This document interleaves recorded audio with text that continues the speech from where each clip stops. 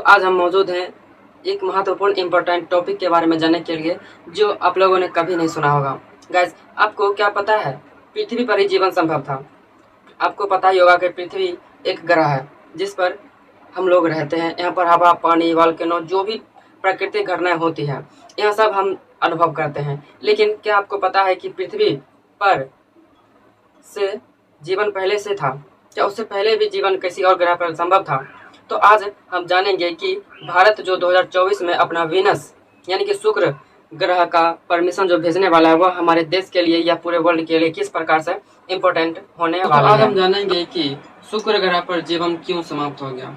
पृथ्वी के समान ही वहाँ पर जलवायु, वॉल्केनो, जलवायु में जितने भी परिवर्तन होते थे वहाँ पर भी सारे परिवर्तन देखे जा चुके हैं। आपको बता दें कि शुक्र ग्रह पृथ्वी का सबसे नजदीक ग्रह है, ठीक। उसके बाद मंगल है। सूर्य के नजदीक सबसे ग्रह कौन सा है? मंगल है। उसके बाद बुध है। उसके बाद पृथ्वी है। उसके बाद हम जानेंगे कि पूरे वर्ल्ड यानी कि पूरे देश के लिए, पूरे वर्ल्ड के लिए शुक्र ग्रह क्यों है जरूरी। यह सबसे नजदीक होने के बावजूद भी सबसे हॉट यानी कि सबसे गर्म ग्रह है, ठीक। उसके बाद आपको यह जानकर हैरानी होगी कि यहाँ पर पृथ्वी के जो आज का पृथ्वी है यहाँ पर हर एक प्रकार की जलवायु पाई जाती है। पर्यावरण में हर एक प्रकार के पानी है, हवा है, जल है, हर एक प्रकार की पर्यावरण में जितने भी एक मनुष्य को जीने के लिए जितने भी व्यवस्था होती है सारी व्यवस्था पृथ्वी पर आज मौजूद है। लेकिन आपको यह जानकर हैरानी होगी कि लाखों करोड़ों साल पहले शुक्र ग्रह पर भी यही सब जलवायु वातावरण मौजूद थे। लेकिन आज क्या हुआ कि शुक्र ग्रह आज नर ग्रह बन के रह चुका है। दोस्तों आज आपको जानकर हैरानी होगी कि शुक्र ग्रह पर जो जितने भी परिवर्तन हुए हैं उसमें से लेकर आज तक वैज्ञानिक सिर्फ यह पता नहीं लगाई है कि क्या पृथ्वी भी शुक्र ग्रह की तरह ही हो जाएगी। इससे पहले आपको जानना होगा कि शुक्र ग्रह पर क्या क्या परिवर्तन हुए हैं अभी और शुक्र ग्रह पर जीवन क्यों विलुप्त हो गया है, जो कि वैज्ञानिक आज जानने के लिए अपने मिशन को भेजते रहते हैं। चाहे वो अमेरिका हो, चाहे वो रसिया हो, चाहे वो जापान हो, हर एक देश। अभी तक मैंने बता दिया कि अभी तक टोटल 46 ऐसे मिशन है जो वीनस पर जा चुके हैं।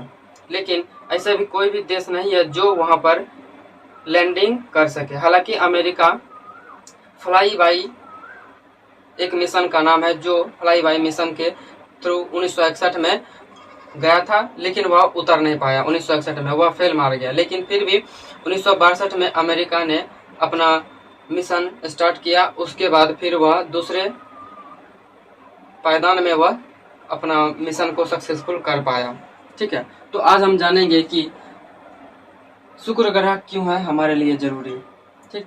उसके बाद हम जानेंगे कि शुक्र ग्रह पर ऐसा क्या क्या परिवर्तन हुए कि हम आज पृथ्वी पर सबसे बड़ा सवाल यह बन के वैज्ञानिक के बीच रह चुका है कि शुक्र ग्रह पर जो आज है क्या वो बाद में फ्यूचर में पृथ्वी पर भी वैसा ही समय आने वाला है। तो दोस्तों अब हम जानेंगे कि शुक्र ग्रह पर ऐसे क्या क्या प्राकृतिक तत्व नहीं है जो कि वहां पर अब जीवन संभव नहीं है। तो एक एक करके हम देखेंगे कि शुक्र ग्रह पर क्या क्या अभी फिलहाल में मौजूद है, ठीक है। उसके बाद हम आगे पढ़ेंगे कि क्या क्या शुक्र ग्रह पर जीवन जीने के लिए क्या क्या वहां पर सारा चीज खत्म हो चुका है, ठीक। उसके बाद हम देखेंगे कि आज की स्थिति देखा जाए तो शुक्र ग्रह पर CO2 यानी कि कार्बन डाइऑक्साइड बहुत मात्रा में पाया जाता है, ठीक। हम जानते हैं कि यहाँ मान लीजिए कि यह सूर्य है, ठीक। इसके सबसे नजदीक ग्रह कौन सा है? बुध है। उसके बाद कौन सा है? शुक्र है। उसके बाद कौन सा है? पृथ्वी है। उसके बाद कौन सा है? मंगल, ठीक है। अब पृथ्वी के सबसे नजदीक ग्रह कौन सा है? शुक्र है, ठीक। पृथ्वी के सबसे नजदीक ग्रह कौन सा है? शुक्र है। और सूर्य का सबसे दूर ग्रह सूर्य का तुलनात्मक रूप से दूर, शुक्र ग्रह से तुलनात्मक रूप से दूर ग्रह कौन सा है? पृथ्वी है। यह सूर्य के सबसे नजदीक ग्रह बुध है। उसके बाद शुक्र है।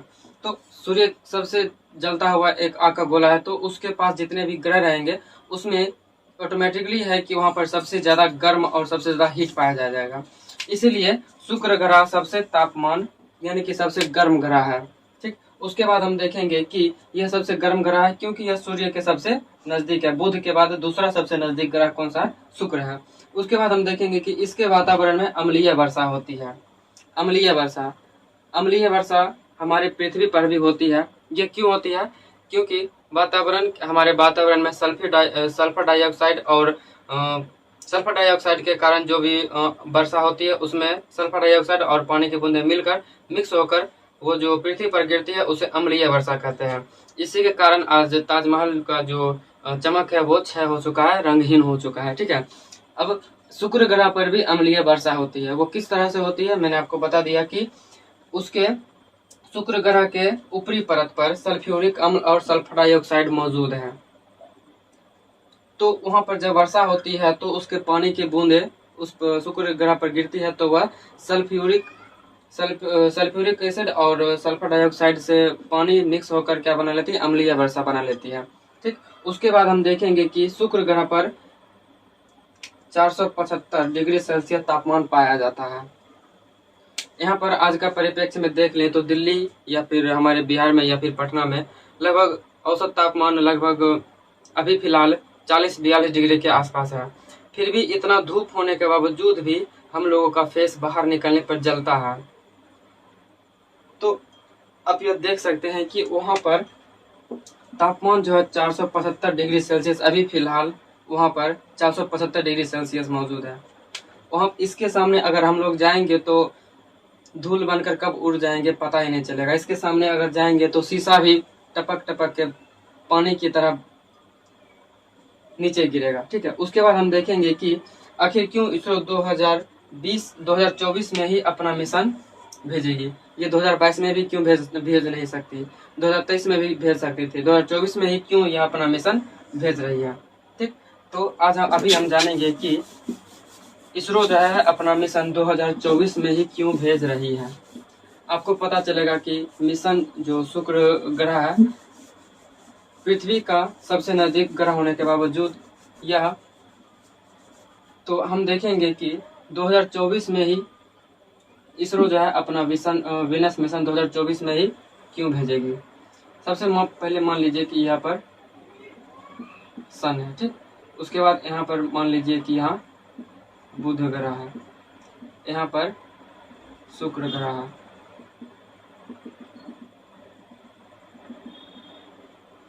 शुक्र ग्रह यह, ठीक है। और यहाँ कहीं मान लीजिए कि यहाँ पृथ्वी है। ठीक है। यहाँ पृथ्वी है।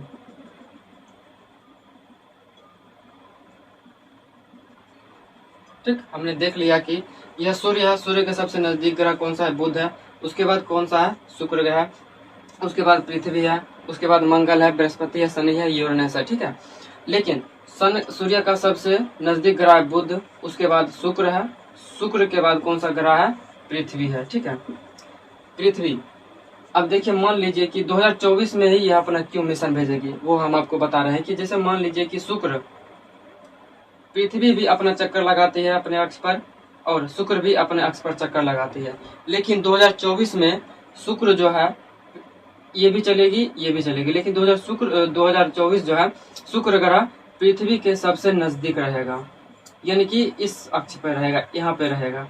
मान लीजिए यहाँ पर है, अगर पृथ्वी से अगर शुक्र ग्रह यहाँ पर रहेगा तो कोई भी संभव नहीं है कि वहां पर अपना मिशन भेजा जा सके। ठीक है। और भारत के पास उतना क्षमता नहीं है कि वो हजारों करोड़ों और मिलियन बिलियंस में भी दूरी तय कर सके। ठीक। अगर मान लीजिए शुक्र ग्रह यहाँ पर है तो अपना मिशन भारत बहुत ही कठिनाई पूर्वक भेज सकती है। 2024 में शुक्र ग्रह जो है पृथ्वी के सबसे नजदीक रहेगी। इसीलिए 2024 में भारत के इसरो ने सोचा कि 2024 में ही अपना मिशन भेजा जाए। अगर 2024 में यह मिशन अगर नहीं भेजेगी भारत तो पता है आपको ये कितने साल के बाद फिर से पृथ्वी के पास शुक्र ग्रह आएगी? 6 साल के बाद, यानी कि 2031 में। 6 साल के बाद 2031 में अगर भारत अभी लेट किया तो यह मिशन 2031 में फिर भारत अपना मिशन भेज सकता है। तो भारत सरकार भारत के इसरो जो स्पेस रिसर्च स्पेस का जो भेजता है अपना जो मिशन वो 2024 में इसलिए भेजेगा क्योंकि शुक्र और पृथ्वी के बीच की दूरी लगभग वहां पर घट जाएगी। लेकिन आपको बता दो इस 2000 फिर भी पृथ्वी और शुक्र के बीच की दूरी कितना रहेगी 2024 में? 40,000 करोड़। 2024 में जो शुक्र और पृथ्वी के बीच की दूरी जो रहेगी वो रहेगी 40,000 करोड़। ठीक, इतने में तो भारत अमेरिका से 10 बार आ जा सकता है। इससे आपको पता चलेगा कि भारत भी इंटरप्लैनेटरी मिशन के लिए अब तैयार हो रहा है। हालांकि अमेरिका का जो प्राइवेट स्पेस कंपनी है, जैसे कि आपको इलॉन मस्क का हो गया, अमेजॉन का हो गया, ब्लू ओरिजिन और स्पेस एक्स का जो है, अमेरिका अब इंटरप्लैनेटरी मिशन पर अपना हाथ बढ़ाते जा रहा है। और पृथ्वी के लिए सारा भार किसको दे रहा है? वहाँ के अमेरिकी प्राइवेट कंपनियों को, जैसे स्पेस एक्स हो गया और ब्लू ओरिजिन हो गया। वो अब अपना हाथ जो है पृथ्वी पर जो भी काम करेगा वो किसको दे रहा है? अमेरिका प्राइवेट कंपनियों को दे रहा है। और अपने खुद का काम जो है वो इंटरप्लैनेटरी कहने का मतलब ये है कि जैसे पृथ्वी पर जो भी है, पृथ्वी पर इन सारे देश रहते हैं, ठीक है। पृथ्वी पर से अगर कोई शुक्र ग्रह पर जाएगा तो इसको क्या कहेंगे? Interplanetary mission. पृथ्वी पर से अगर कोई मिशन यानी कि स्पेस क्राफ्ट कहाँ जाएगा? बुध ग्रह पर जाएगा तो वो क्या कहेगा? Interplanetary mission. ऐसे ही अमेरिका की जो वोयाज जो उसका स्पेस क्राफ्ट है वो इंटरप्लैनेटरी मिशन के लिए सबसे उपयुक्त स्पेस क्राफ्ट है। अब हम देखेंगे कि शुक्र ग्रह को पृथ्वी का जुड़वा बहन क्यों कहा जाता है। आप लोगों को पता ही है कि शुक्र ग्रह को पृथ्वी का जुड़वा बहन कहा जाता है। अब क्यों कहा जाता है इसको आज हम जानेंगे। क्योंकि शुक्र ग्रह का जो भी स्ट्रक्चर है, जो भी संरचना है, जो भी उसका तापमान है, जो भी उसका टेम्परेचर है, हर चीज लगभग पृथ्वी के समान ही है। इसलिए शुक्र ग्रह को पृथ्वी का जुड़वा बहन कहा जाता है। अब वो कौन कौन से पदार्थ या कौन कौन से चीज पृथ्वी के समान है शुक्र ग्रह का, वो हम देखेंगे कि कौन कौन से चीज शुक्र ग्रह का पृथ्वी के समान है। ठीक, अब सबसे पहला यह है कि शुक्र ग्रह में का जो है वायुमंडल में लगभग प्रचुर मात्रा में कार्बन डाइऑक्साइड पाया जाता है। प्रचुर मात्रा में कार्बन डाइऑक्साइड पाया जाता है, जो कि पृथ्वी पर भी पाया जाता है। उसके बाद सूर्य से पृथ्वी का जो सनलाइट है वो अब सनलाइट की बात कर लेते हैं। सनलाइट यानी कि जो सूर्य है, सूर्य से शुक्र ग्रह पर जो लाइट जाता है वो कितने सेकंड में जाता है? कितने मिनट कितने सेकंड में जाता है? 6 मिनट 20 सेकंड में। ठीक, वहीं अगर हम सूर्य से पृथ्वी पर जो प्रकाश आता है सनलाइट यानी कि सूर्य का जो प्रकाश पृथ्वी पर आता है कितने समय में आता है? 8 मिनट 20 सेकंड। यानी कि हम कहें तो यह लगभग बराबर ही है। ठीक, उसके बाद शुक्र ग्रह का एक साल लगभग 204.7 दिन में होता है। ठीक है, यह लगभग घंटा हो गया, यह हुआ दिन, लगभग 204.7 दिन। शुक्र ग्रह का एक दिन कितना होता है? 204.7 दिन। और पृथ्वी का एक साल कितने दिन के बराबर होता है? हम सभी जानते हैं कि पृथ्वी का एक दिन 365 दिन के बराबर होता है। पृथ्वी का एक साल 365 दिन और शुक्र ग्रह का एक साल 224.7 दिन का होता है। लगभग ये दिन भी और पृथ्वी का दिन और शुक्र ग्रह का दिन लगभग समान है। ठीक है, शुक्र ग्रह का जो व्यास है वो कितना है? 12,742 किलोमीटर। यानी कि शुक्र ग्रह का जो व्यास है कितना है? 12,742 किलोमीटर। उसके बाद पृथ्वी का व्यास कितना है? 12,042 यानी कि 12,042 किलोमीटर। पृथ्वी का व्यास कितना है? 12,042 किलोमीटर। लगभग व्यास दोनों का भी समान है। ठीक, उसके बाद पृथ्वी का जो भोर का तारा और शाम का तारा यानी कि सुबह का तारा और शाम का तारा भी शुक्र ग्रह को ही कहा जाता है। यानी कि अगर हम इस सब में देखेंगे तो पृथ्वी और शुक्र ग्रह का जो भी स्ट्रक्चर है, जो भी आकार है, जो भी संरचना है, उसमें क्या क्या व्यास पाया जाता है, कितने भार है, कितने सेकेंड में वह अपना सनलाइट पृथ्वी तक और शुक्र ग्रह तक पहुंचता है, लगभग समान है। इसीलिए शुक्र ग्रह को पृथ्वी ग्रह का क्या कहा जाता है, बहन, यानी कि जुड़वा बहन। तो अब हम जानेंगे कि अब तक शुक्रयान पर कितना मिशन अभी तक भेजा गया है। हालांकि भारत का यह पहला मिशन होगा जो शुक्रयान पर भेजा जाएगा। भारत ने अब तक चंद्रयान और मंगल ग्रह पर भी अपना मिशन भेज चुका है, जो आप लोगों ने सुना ही होगा। भारत का यह पहला मिशन होगा जो वीनस मिशन होगा। कब तक भेजा जाएगा, 2024 में। ठीक है, अब हम देखेंगे कि दुनिया के ऐसे कितने कंट्री हैं जिन्होंने अपना वीनस मिशन भेजा है और अभी तक कितने वीनस मिशन भेजे जा चुके हैं। ठीक है, तो हम देखेंगे कि दुनिया के ऐसे कितने कंट्री हैं। लगभग 4 कंट्री है। भारत एक ऐसा 4th कंट्री बनने वाला है जो वीनस ग्रह पर अपना 2024 तक अपना मिशन भेजेगा। उसमें से कौन कौन से कंट्री है, यूएस, जापान, EU यानी कि यूरोपियन यूनियन और रसिया। 4 कंट्री जो है ये अपना अभी तक टोटल 46 यानी कि 4 कंट्री ऐसे हैं जो अपना वीनस मिशन भेज चुके हैं। अब तक टोटल कितने वीनस मिशन भेजे जा चुके हैं, लगभग 46 ऐसे वीनस मिशन हैं जो कि अभी तक 2022 तक भेजे जा चुके हैं। अन्य कंट्री जैसे USA, जापान, रसिया और यूरोपियन यूनियन जो है आगे भी अपना मिशन भेजेगा। 2028 में जो रसिया अमेरिका है ये अपना वीनस मिशन भेजने वाला है।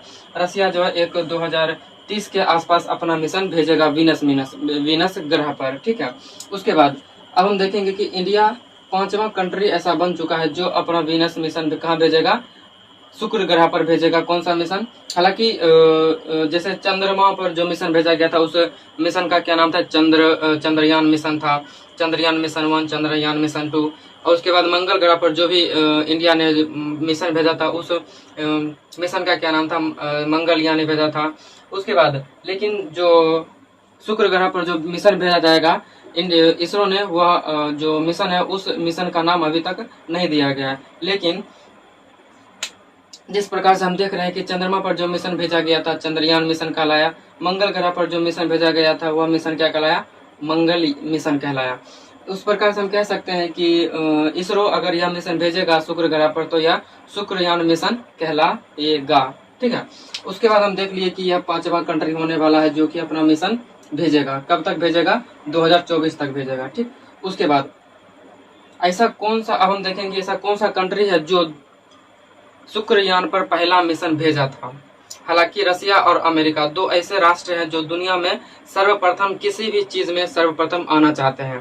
ठीक, जैसे आप लोग देख लीजिए कि कोरोना में सबसे पहले वैक्सीन कौन बनाया, रसिया ने बनाया। उस वैक्सीन का क्या नाम था, स्पुतनिक 5 था। वैसे ही रसिया जो है अपना अंतरिक्ष स्पेस स्टेशन पर एक फिल्म का जो लगभग 2021 में गया था रिकॉर्डिंग करने के लिए, फिलहाल हम सुने थे 2021 में गया था। उस फिल्म का नाम शायद द चैलेंज का नाम था। वह भी रसिया ने सबसे पहले अंतरिक्ष में फिल्म शूट करने का एक प्रथम रिकॉर्ड हासिल कर लिया। रसिया हर चीज में आगे आना चाहता है। ठीक है, उसके इसलिए सबसे पहले रसिया ने 1961 में अपना मिशन भेजा था। कहाँ भेजा था, वीनस मिशन भेजा था। उस मिशन का क्या नाम था, टी स्पुतनिक। हालांकि यह मिशन फेल कर गया, फिर भी रसिया ने 5-6 साल के बाद अपना मिशन भेजा। ठीक, 1961 में जो पहला मिशन भेजा गया था वीनस पर, वह उस मिशन का क्या नाम था, टी स्पुतनिक। और आगे भी जो रसिया ने पहला विश्व का सबसे पहला वैक्सीन जो बनाया था उस वैक्सीन का क्या नाम था, स्पुतनिक 5 था।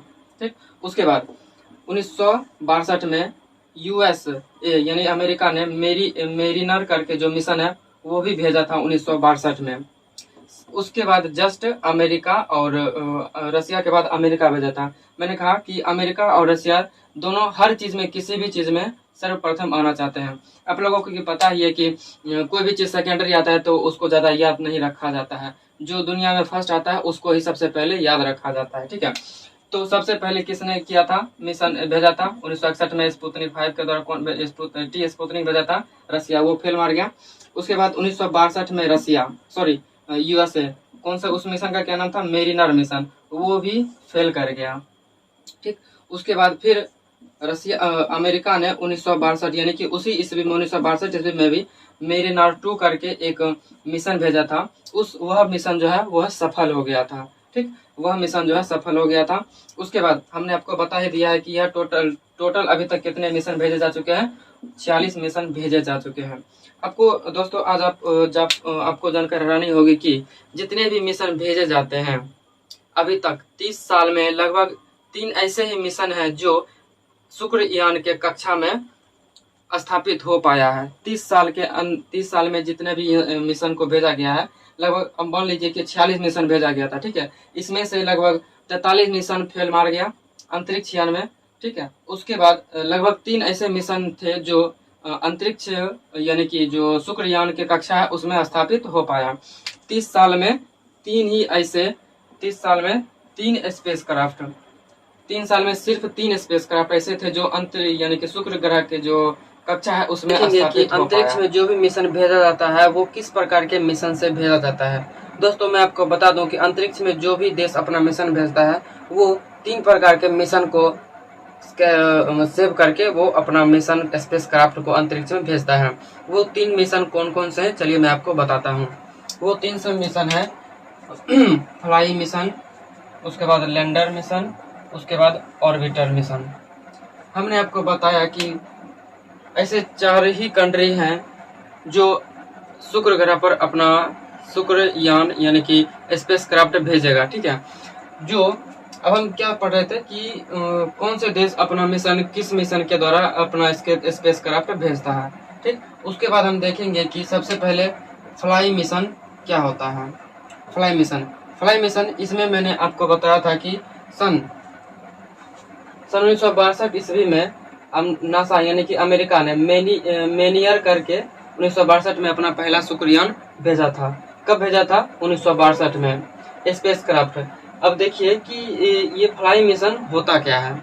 फ्लाई बाय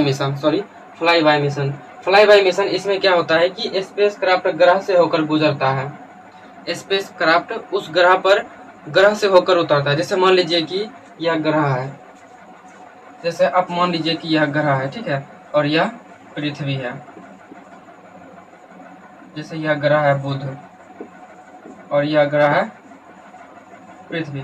यहाँ से अगर कोई मिशन भेजा जाएगा इस फ्लाई बाय मिशन के द्वारा, जैसे अमेरिका ने पहले अपना मिशन कब भेजा था? 1962 में भेजा था मेनिनार मिशन, सबसे पहले शुक्रयान पर। ठीक है, शुक्र ग्रह पर। जैसे मान लीजिए कि पृथ्वी है, पृथ्वी पर से कोई स्पेस क्राफ्ट भेजा जाएगा तो यह बुध ग्रह है। ठीक है, बुध ग्रह से बाईपास यानी कि पास होकर फिर से यह पृथ्वी पर ही आ जाएगी। ठीक है, यहाँ पर उतरेगी नहीं इस बुध कक्षा के यानी कि बुध जो शुक्र ग्रह है उस शुक्र ग्रह के चारों तरफ चक्कर नहीं काटेगी। मेरा कहने का मतलब यह है कि सीधा सा सिंपल मेरे कहने का मतलब यह है कि इस पृथ्वी पर से कोई भी इस मिशन के फ्लाई बाय मिशन के द्वारा कोई भी स्पेस क्राफ्ट भेजा गया तो वो इस ग्रह पर नहीं उतरेगी, लैंड करेगी और न ही इसके चारों तरफ चक्कर काटेगी। ठीक है, वह सिर्फ इस ग्रह से होते हुए गुजरेगी तो उसे क्या कहेंगे? Fly bye mission. ठीक, सबसे पहले अमेरिका ने 1962 ईस्वी में फ्लाई बाय मिशन लॉन्च किया था 1962 में, और इस मिशन का क्या नाम था? Fly bye mission. सबसे पहले अमेरिका ने 1962 ईस्वी में मेनियर 1 स्पेस क्राफ्ट भेजा था। कब? 1962 ईस्वी में। दोस्तों मैं आपको बता दूं कि जब यह स्पेस क्राफ्ट यानी कि शुक्रयान इतना गर्म हो चुका है, इतना गर्म है, मैंने आपको बताया था कि शुक्र ग्रह का तापमान कितना है? शुक्र ग्रह का तापमान है 475 डिग्री सेल्सियस। ठीक है, जब 475 डिग्री सेल्सियस जब यह यान मेनियर यानी आपको जानकर हैरानी होगी कि जब यह यान यानी कि जब यह स्पेस क्राफ्ट इस ग्रह से होकर गुजर रही थी, गुजरते हुए ही यह जल के राख हो गई। आपको यह जानकर हैरानी कि यह गुजरते हुए भी जल के राख हो गई। इतना गर्म, इतना टेम्परेचर इसका ज्यादा है कि जब यह स्पेस क्राफ्ट गुजर रही थी तो गुजरते हुए जल के राख हो गई। ठीक है, वह कितने सेकंड में जल के राख हो गई? लगभग 297 सेकंड यानी कि लगभग 4 मिनट में वह स्पेस क्राफ्ट जल के राख हो गई। आपको इस बात से अंदाजा लगना चाहिए कि वह उतरी भी नहीं और न ही लैंड किया और न ही उस ऑर्बिटर के चारों तरफ चक्कर लगाया, सिर्फ उस रास्ते से गुजर रहा था। तो वह 297 सेकेंड में जलकर राख हो गई, यानी कि लगभग 4 मिनट में वो जलकर स्पेसक्राफ्ट राख हो गई। ठीक, उसके बाद हम देखेंगे कि अभी मैंने फ्लाई बाय मिशन देख लिया, उसके बाद हम देखेंगे कि लैंडर मिशन क्या होता है। लैंडर मिशन यह भी स्पेस कर पृथ्वी पर से भेजा जाता है। हालांकि फ्लाई बाय मिशन के तहत लैंडर मिशन में क्या होता है कि पृथ्वी पर से कोई भी स्पेसक्राफ्ट भेजा गया, वह उस ग्रह पर रिसर्च करेगी, सबसे पहले लैंड करेगा, उस ग्रह पर लैंड करेगा। लैंड करने के बाद उससे जो रोवर निकलेगा, उससे जो मशीन निकलेगा, उसको क्या कहते हैं? रोवर कहते हैं। ठीक है, रोवर कहते हैं। जब इस ग्रह पर रोवर उतरेगा, रोवर पर उतरने के बाद वह धीरे धीरे बाहर निकलता है। ठीक है, लैंडिंग करता है। इसमें 2 टाइप का लैंडिंग होता है। ठीक, वो लैंडिंग होता है हार्ड लैंडिंग होता है और एक होता है सॉफ्ट लैंडिंग। अगर वो हार्ड लैंडिंग होता है तो जो भी मिशन रहता है वो मिशन फेल हो जाता है, और अगर वह लैंड सॉफ्ट किया तो मिशन सक्सेसफुल कहलाता है। ठीक, अगर वह मिशन सॉफ्ट से गुजरता है, उतरता है, मान लीजिए कि वो उतर गया। ठीक है, अब वो उसका काम क्या रहेगा? लैंडिंग करने के बाद उस रोवर का काम क्या रहेगा? उस रोवर का काम ये रहता है कि उस ग्रह पर जितना भी जैसे उस ग्रह पर पत्थर है, बालू है, वायुमंडल में जितने भी ऑक्सीजन है, हवा है, कार्बन डाइऑक्साइड है, उस चीज का फोटो खींचकर वह पृथ्वी पर भेजता है। और वह मिशन जो है वापस भी आता है पृथ्वी पर। ठीक, जैसे कि नासा का प्रिफरेंस मिशन जो है, रोवर मिशन जो है वो मंगल ग्रह पर भेजा गया, तो वो अभी वहीं पर है, वो रिसर्च कर रहा है, वो उस पर चक्का लगा हुआ है, उसमें कैमरेज लगे हुए हैं, वो हर तरह का फोटो क्लिक करके पृथ्वी पर भेजती है। तो यह सिर्फ क्या कहलाता है? लैंडर मिशन कहलाता है। सिंपल से मेरा बात कहने का मतलब ये है कि अगर कोई स्पेसक्राफ्ट कोई ग्रह पर सॉफ्ट लैंडिंग या फिर हार्ड लैंडिंग करके सॉफ्ट लैंडिंग करता है, तो वह लैंड उस ग्रह पर करेगा, तो वह क्या कहलाएगा? लैंडर मिशन कहलाएगा। और उस ग्रह पर उतरकर उसका जितने भी वायुमंडल में कार्बन डाइऑक्साइड, हवा, उस मिट्टी रहता है, जो उसका डाटा एकत्रित करके वो पृथ्वी पर भेजता है एनालाइज करने के लिए। ये हमने देख लिया, लैंडर मिशन देख लिया और फ्लाई बाय मिशन। अब हम देखते हैं कि ऑर्बिटर मिशन में क्या होता है। ऑर्बिटर मिशन अब हम देखेंगे कि ऑर्बिटर मिशन आपको बता दूं, ऑर्बिटर मिशन में ये होता है कि सिंपल सी बात, मेरे कहने का मतलब ये है कि सिंपल सी बात, कोई भी पृथ्वी पर से कोई भी स्पेसक्राफ्ट गया, वो ना लैंड करेगा उस ग्रह पर और ना ही उस ग्रह से पार होकर गुजरेगा। ठीक है, वो क्या करेगा कि जैसे मान लीजिए कि यह ग्रह है, ठीक, इस ग्रह के कक्षा में जाके स्थापित हो जाएगा, यानी कि इस जो ये ग्रह है, ये ग्रह के चारों ओर यह सिर्फ चक्कर लगाएगा, न ही इस ग्रह पर उतरेगा और न ही इस ग्रह से पार होकर गुजरेगा। वो इस ग्रह के चारों ओर चक्कर लगाने लगेगा, तो उसे क्या कहेंगे? ऑर्बिटर मिशन कहेंगे। अब यह ऑर्बिटर मिशन करती क्या है? यह जो ऑर्बिटर मिशन है, यहाँ पर तो वायुमंडल होगा ही, अब वह वायुमंडल में जो है वहाँ पर क्या क्या करेगी? उसका काम क्या रहता है? घनत्व एकत्रित करती है, उस ग्रह का गुरुत्वाकर्षण देखता है कि कितना गुरुत्वाकर्षण है। ठीक है, उसका फिर आकार देखता है कि कितना बड़ा आकार है, कितना बड़ा साइज है इसका। उसके बाद वहाँ से जो भी मिट्टी डाटा रहती है वो सारा एकत्रित करके वो सिर्फ धरती पर भेजने का काम करती है। अब हम देखेंगे कि 2024 में जो भारत शुक्रयान भेज रहा है वो किस मिशन के तहत भेज रहा है? भारत ना ही फ्लाई बाय मिशन के तहत अपना मिशन भेज रहेगा और ना ही लैंडर मिशन के तहत भेजेगा। भारत अपना मिशन भेज रहा है ऑर्बिटर मिशन के तहत। ऑर्बिटर मिशन में क्या होता है? स्पेसक्राफ्ट नहीं उस ग्रह पर उतरेगी और नहीं उस ग्रह से पार जाएगी, वो सिर्फ उस ग्रह के चारों ओर चक्कर लगाएगी, तो उसे क्या कहेंगे? Orbiter mission. और मैं आपको बता दूं कि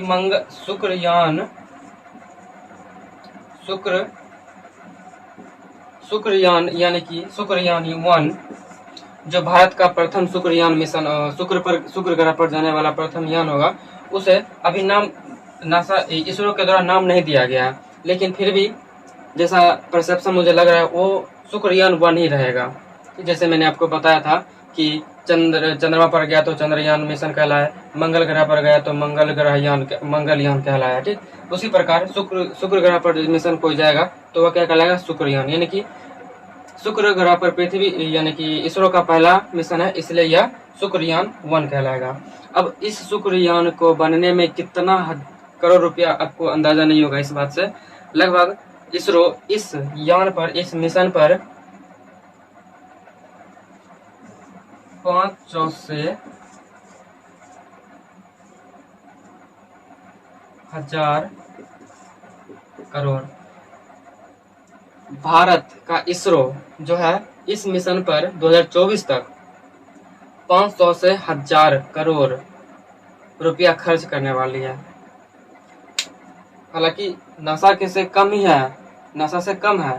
नासा अपना बिलियन करोड़ों अरबों रुपया खर्चा कर देती है, लेकिन ऑर्बिटर मिशन जो है भारत का शुक्र यानी कि शुक्रयान 1 में यह लगभग 500 से 1000 करोड़ रुपया खर्च करेगा।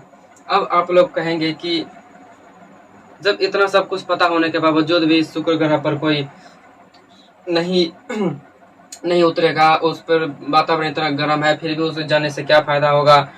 वहाँ पर वॉल्केनो होते हैं, वॉल्केनो फटते रहते हैं, तापमान इतना है कि कोई भी मिशन वहाँ पर चलता नहीं है, वहाँ पर जल के राख हो जाएगा। आप लोग ये सोचेंगे कि ये फिर इतना रुपया खर्च करने का क्या फायदा।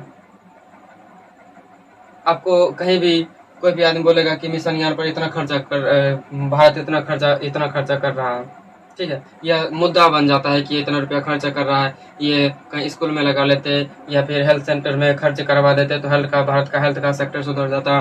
तो मैं आपको बता दूं कि शुक्र ग्रह का अभी जो स्थिति है, वर्तमान में जो भी स्थिति है, वो हजारों लाखों साल पहले वह पृथ्वी के जैसा ही था, शुक्र ग्रह।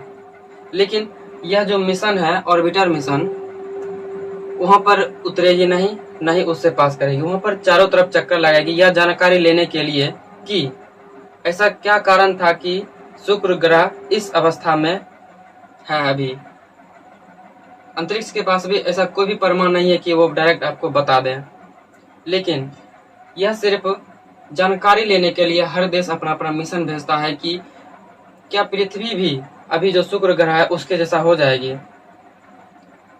जैसे हम लोग आज देख रहे हैं कि टेम्परेचर बढ़ रहा है, वॉल्केनो फूट रहे हैं, भूसंकलन कहीं हो रहा है, तो इस बात से हम आशा फ्यूचर में वैज्ञानिक लोग आशा करता है कि क्या शुक्र ग्रह जो आज है वो पृथ्वी भी हो जाएगी उसी तरह, क्योंकि शुक्र ग्रह भी पृथ्वी के जैसा ही पहले था, जो अब नहीं रहा। वो वहाँ पर हर एक प्रकार का वॉल्केनो फटते हैं, वायुमंडल में तापमान टेम्परेचर इतना है कि वहाँ पर कोई आदमी रह नहीं सकता है, ठीक है। इस बात को जानकारी लेने के लिए हमारे इसरो के जो भी वैज्ञानिक है वो ऑर्बिटर पर जाएंगे, वहाँ पर रिसर्च करके मतलब कि जो भी ऑर्बिट वो मिशन जाएगा वहाँ पर डाटा एकत्रित करेगा, वो भेजेगा कि किस प्रकार से शुक्र ग्रह है इतना नरक ग्रह बन के रह गया है।